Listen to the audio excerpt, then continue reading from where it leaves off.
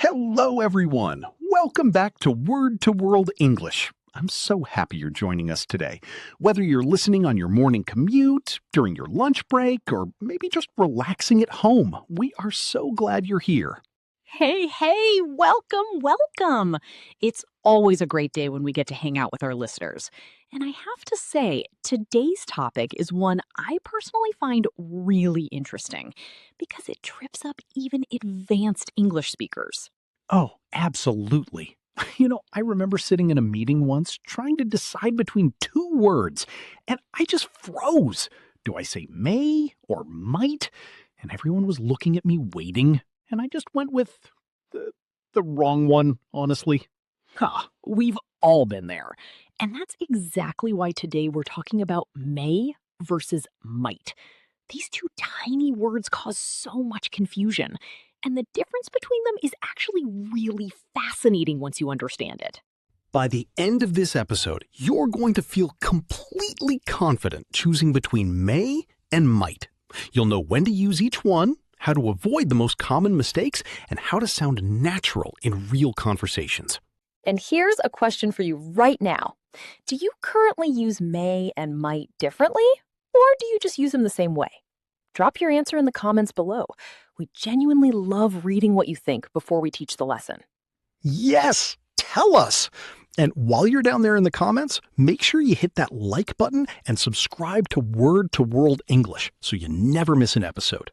We put out new content regularly, and we want you to be part of our growing community. All right, let's stop teasing and get into it. Here comes the good stuff. Okay, so let's start right at the foundation. Both may and might are what we call modal verbs.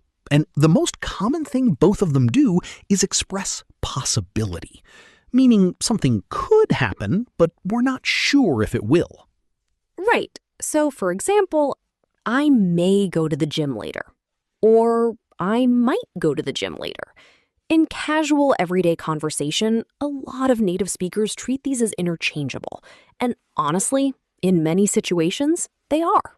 But here's where it gets interesting and where the real difference lives. May expresses a stronger possibility, something that feels more likely. Might expresses a weaker possibility, something less certain. Think of it like a percentage. May is like saying maybe 50% or more likely. Might is more like maybe 30% or less likely. Not exact numbers, obviously, but that's the feeling. So let's try some examples. It may rain this afternoon. That means I've looked at the sky, it's pretty cloudy, there's a real chance of rain. Versus, it might rain this afternoon. That means, well, I'm not sure, it's possible, but I wouldn't bet on it. Exactly. Here are a few more. She may call you back today. She's probably going to call. She might call you back today. She could, but don't hold your breath. Or how about... I use this difference all the time with my family. When my sister asks if I'm coming to dinner, I say, I may come, when I actually want to go. I say, I might come, when I really don't want to go, but I don't want to say no directly. Oh, that is so relatable.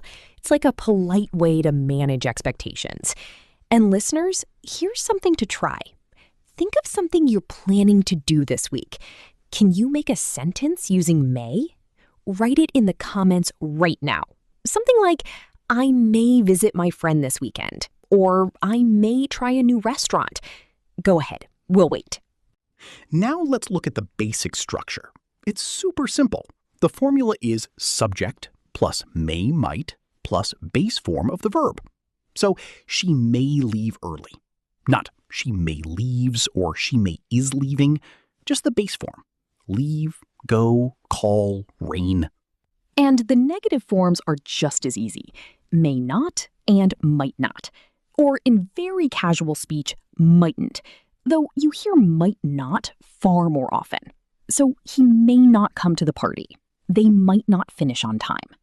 One important thing, we don't usually contract may not into mayn't. That sounds very old-fashioned. Just say may not in full. But mightn't does exist. You might hear it in British English especially. Great point. So to quickly recap this first section, both may and might express possibility. May feels stronger or more likely. Might feels weaker or more uncertain. The structure is simple. Just use the base verb after them. And negatives are may not and might not. You've got this. Now, let's build on that. We know may and might both talk about present or future possibility. But what about the past? This is where things get really interesting, and where might starts to do some heavy lifting that may can't always do. That's right. When we want to talk about something that was possible in the past, or something we're not sure actually happened, we use might have plus the past participle. Like, she might have missed the bus, meaning maybe she missed it? I'm not sure. And you can use may have, too. She may have missed the bus. But again, that feels slightly more likely. Might have carries more doubt. Here's another one. He might have forgotten about the meeting. You're saying possibly he forgot? I don't know for certain. This form is really useful for thinking out loud. When you're trying to figure out why something happened. Like, why isn't she answering? And your friend says, she might have fallen asleep. Or her phone may have died. You're guessing about a past situation. Let's do a quick role play. Pretend I'm waiting for a package and it hasn't arrived yet. Speaker 2, what might have happened? Well, the delivery person may have gone to the wrong address. Or the package might have been delayed at the warehouse. Or they might have already left a note and you missed it. See how natural that sounded? We're just guessing about the past. And may have and might have are perfect for that. Now let's talk about formality. In more formal English, writing, professional emails, presentations, may is generally more polished. The results may indicate a shift in consumer behavior. That sounds professional. In casual conversation, might is often preferred because it sounds softer and more natural. I might pop over to your place later. That's very friendly and relaxed. Here's a tip for you. First, use may have and might have when guessing about the past. Second, lean toward may in formal writing. Third, use might freely in everyday conversation for that relaxed, natural feel. And here's a practice moment. Think about something that happened recently where you weren't sure of the reason. Maybe a friend didn't reply to your message, or something at work didn't go as planned. Can you make a might have sentence about it? Write it in the comments. Something like, my friend might have been busy, or the project might have been delayed. Go for it. I love those practice moments because it really cements the learning. You're not just hearing us, you're actually using the language. Exactly. Remember, may have and might have for past possibilities, may for formality, and might for casual warmth. Keep that in mind as we move to the next section. All right, here's a use that surprises a lot of learners. May is also used to ask for or give permission. And this is actually one area where may and might are not interchangeable. Oh, this is such an important point. If you walk into a shop and you want to try on some shoes, you'd say, may I try these on? Not, might I try these on? That sounds old-fashioned and a bit strange in modern English. Right. May I is the polite, standard way to ask for permission in English. May I sit here? May I ask you a question? May I use your phone? These are all perfectly natural, and they sound polite without being overly formal. In very formal or old-fashioned English, might I was used, and you might still see it in writing sometimes. Might I suggest an alternative?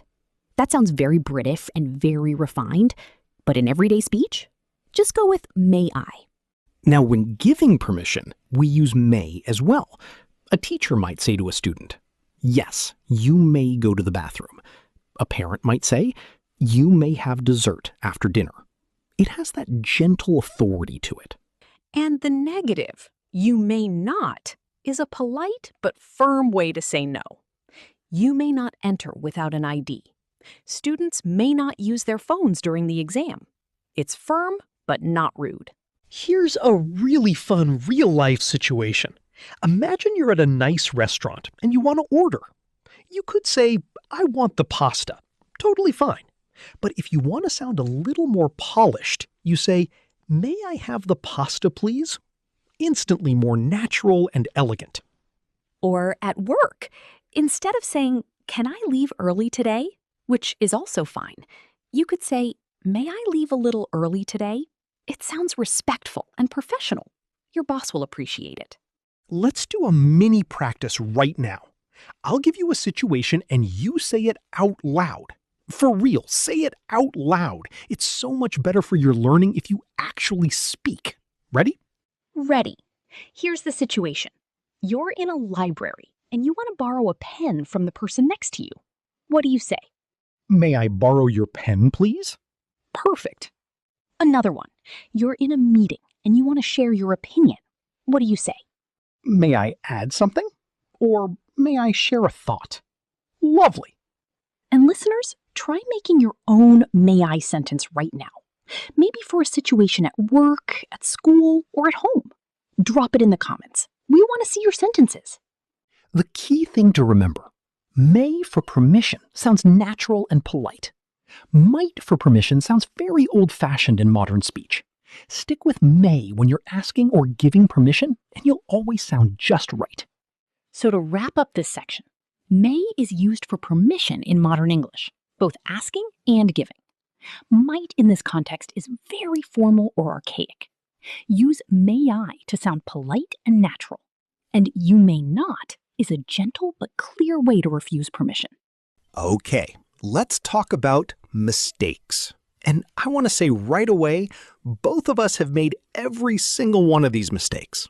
Learning a language means making mistakes, and that's not just okay, it's actually necessary. Absolutely.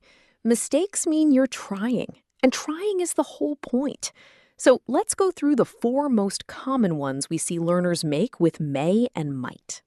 Mistake number 1, using may or might with to, as in, I may to go, or she might to call. This is wrong, and it's a really easy one to fix. Remember, modal verbs are always followed by the base form of the verb, no to. So it's I may go and she might call. That's it. The reason this happens is that learners confuse modal verbs with verbs like want or plan, which do use to. I want to go. I plan to call. But with modals, no to. Ever. Just base verb. Say it with me. I might go. She may call. Clean and simple.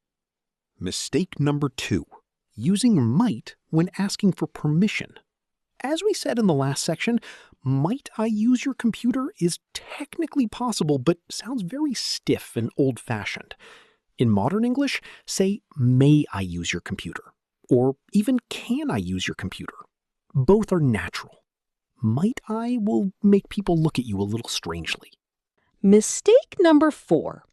Overusing may in casual conversation. Some learners, especially those who've studied formal English in school, use may for everything because it sounds polished. But in natural conversation, might often sounds more fluid and relaxed. If your friend says, "Are you coming tonight?" and you respond, "I may attend," that sounds a bit stiff. Just say, "I might come," or "I might be there." It's warmer and more natural. So to sum up the mistakes, don't add to after may or might. Don't use might for permission in modern speech. Don't use might alone for past situations. Use might have. And don't overdo may in casual chat when might sounds more natural. And remember, every single one of these mistakes is fixable. Now that you know about them, you'll catch yourself. And that's exactly how you improve. Keep going, keep practicing, and be kind to yourself in the process. All right, here comes the fun part. Let's test what you've learned with a quick choose the correct sentence activity. For each situation, there are 2 options. Try to decide which one is better before we explain, and say your answer out loud. It really helps. Situation 1. You're texting a friend about your weekend plans. Which sounds more natural? Option A, I may attend the event. Option B, I might come to the thing. Option B is more natural for a casual text. Might feels more relaxed in informal conversation, and come to the thing is how we actually speak to friends. Situation 2. You're writing a formal email to a client. Which is better? Option A, the delivery might be delayed. Option B, the delivery may be delayed. Option B, may be delayed, is slightly more formal and suits a professional email better. Both are understandable, but may fits the tone. Situation 3. You're in a job interview and want to ask about the next steps. Which do you say? Option A, might I ask about the timeline? Option B, may I ask about the timeline? Option B, definitely. May I ask is polite and professional. Might I ask sounds overly formal and a bit theatrical for a modern job interview. Situation 4. You're trying to figure out why your colleague didn't show up to a meeting. Which sentence is correct? Option A, he might forget. Option B, he might have forgotten. Option B. When we're guessing about something in the past, we use might have plus the past participle. He might have forgotten. That's the one. Situation 5. Your child asks to watch TV before homework. You want to say yes, but after homework. What do you say? Option A, you might watch TV after your homework. Option B, you may watch TV after your homework. Option B. You may watch TV. This is giving permission, so may is the right choice. Wonderful work! Now here's your challenge. Take one of those situations and write your own original sentence using may or might. Comment it below. And don't worry about being perfect. A sentence you actually write is worth 100 you just think about. Real conversation over perfect grammar, every time. Okay, what an episode! I genuinely feel like we covered so much ground today. We went from basic possibility all the way to past guessing and formal permission, and I hope you feel like may and might make a lot more sense now. Let me quickly run through the 3 big things we covered today. Number 1, both may and might express possibility, but may feels stronger and more certain, while might feels more uncertain. Number 2, for past possibilities, use might have or may have plus the past participle. Number 3, use may for permission, asking and giving, and lean on might for casual, everyday conversation. If you take just those 3 things away from today and start using them, your English is going to sound noticeably more natural. That's not an exaggeration. These 2 little words used correctly make a big difference. Here's a reflective question for you to sit with. Is there a situation in your own life this week where you could use may or might correctly? Maybe a conversation you're going to have, a message you're going to send, or even just a thought in your head. Try to use one of these words intentionally this week. And as always, we would love to hear from you. Leave a comment with your favorite sentence from today's practice. Tell us which mistake was most surprising to you, or just say hello. We read every comment, and it means the world to us. And please share this episode with a friend who's learning English. You might just help them more than you know. If you haven't already, hit that subscribe button on Word to World English right now. We've got so many more great lessons coming your way, and you don't want to miss a single one. You're doing amazing. Seriously, just the fact that you're here, listening and learning, says so much about your dedication. Keep going. Keep practicing. And remember, every word you learn is a step closer to the English speaker you want to be. See you next time.